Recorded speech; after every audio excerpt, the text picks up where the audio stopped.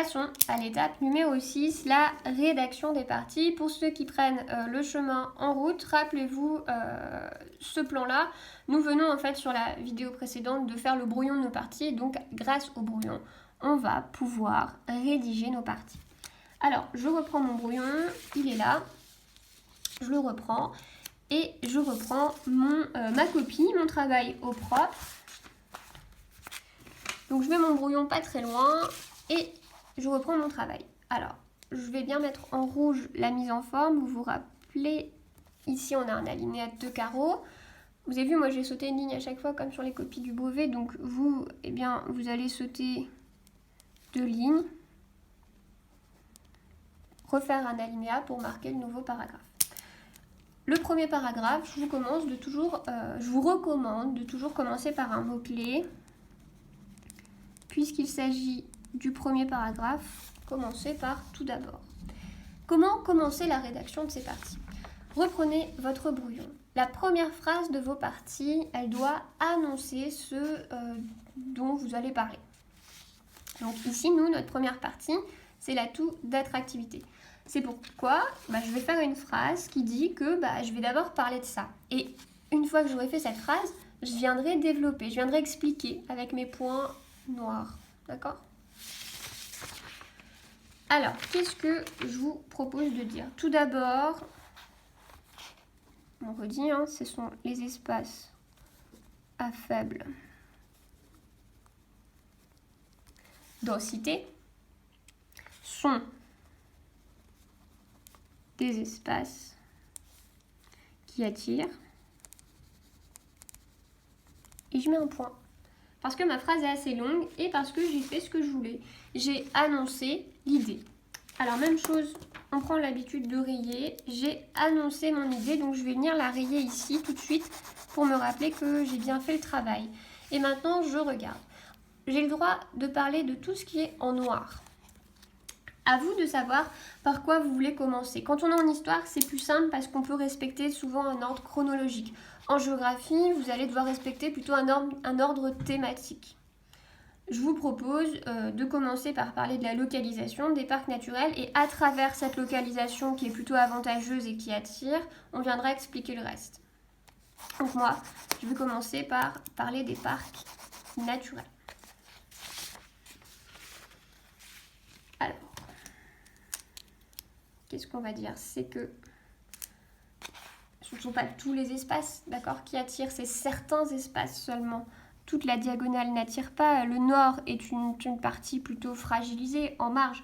Donc c'est certains de ces espaces, puis on précise où est-ce que ça se situe. Généralement situé au sud de la diagonale.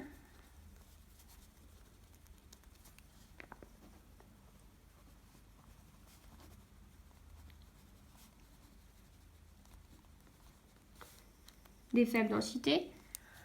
Rappelez-vous, le sujet demande de citer des exemples et il se trouve qu'en classe, nous avons dit que les Cévennes, c'était le parc naturel régional au sud de la diagonale. Donc c'est parti, on le dit comme les Cévennes. Et je vais citer d'autres parcs. On avait parlé de la Vanoise, du Mercantour 2, du parc naturel des Écrins sur la carte. Donc je vais en citer un. Ou le Mercantour. Donc là, on n'est plus dans la diagonale, donc je précise, dans les Alpes. Alors, j'ai fini ma petite aparté. Certains de ces espaces, eh bien, je le cite, je cite mon idée, sont protégés par le statut de parc naturel. Voilà, j'ai cité ma première idée, c'est que dans les espaces à faible densité, on a l'idée que ça attire. Attention, tout n'attire pas, uniquement les espaces au sud, beaucoup ceux qui sont déjà qualifiés donc de parcs naturels. Je reprends mon brouillon et je continue. De quoi pourrais-je parler après les parcs naturels? Eh bien, tiens, par exemple, du fait que c'est beau. D'accord? Dans ces endroits-là, le paysage est très beau. Donc, c'est parti. Je reprends une minute, un petit point supplémentaire. Vous devez toujours faire du lien entre vos idées, en fait. Ce qu'il ne faut pas faire, c'est énumérer. C'est-à-dire citer toutes ces idées sans prendre le temps de les expliquer. Vous devez énumérer. Vous ne devez pas énumérer, pardon. Vous ne devez pas énumérer, vous devez expliquer. Voilà. Alors, qu'est-ce qu'on peut dire? Pour faire du lien avec nos idées, on va reprendre cette idée qu'on est toujours sur les parcs naturels. Dans ma nouvelle phrase. En tant que parc naturel, ils sont ainsi mis en valeur et protégés. C'est surtout ça en fait. L'idée c'est que c'est protégé, on ne peut pas construire à tout va, donc ça rend le paysage joli. Et moi je vais le formuler plutôt comme ça, je vais dire afin de conserver la beauté des paysages. Voilà, j'ai annoncé ma nouvelle idée, la beauté des paysages. Qu'est-ce qu'il me reste à dire? Je reprends mon brouillon.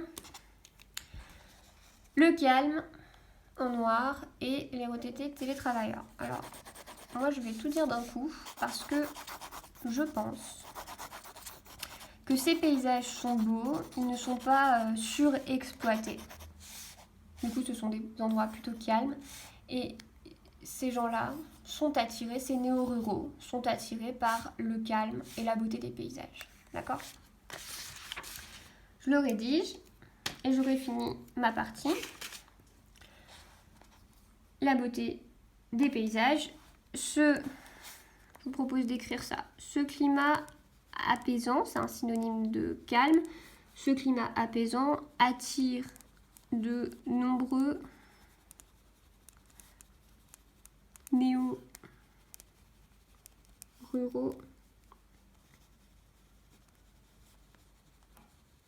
chaque année. On essaye d'être précis, de donner une définition. Néo-ruraux, c'est un mot de vocabulaire qu'on a vu en classe. Généralement, dites-vous que les mots de vocabulaire que vous avez vus en classe, vous devez en donner une définition. Donc, de nombreux néo-ruraux chaque année. Néo, ça veut dire nouveau. C'est nouveaux ruraux. On pourrait dire habitants de la campagne. Alors, peuvent être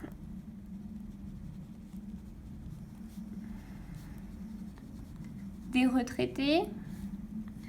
Alors, ils sont, rappelez-vous, on parle d'attraction, donc par quoi ils sont attirés, eux? Ils sont attirés par une vie plus calme, ou encore, et on va donner nos derniers acteurs, ou encore des télétravailleurs. Et on explique un tout petit peu comment ça se fait qu'ils viennent travailler dans des espaces comme cela, dont l'installation a été facilitée avec la généralisation de l'accès à Internet. Voilà, j'ai fini ma première partie. On ne va pas rédiger toutes les parties, mais rappelez-vous de la marche à suivre.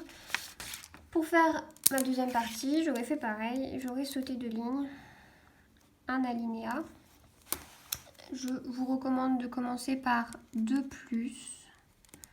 pour annoncer la deuxième partie.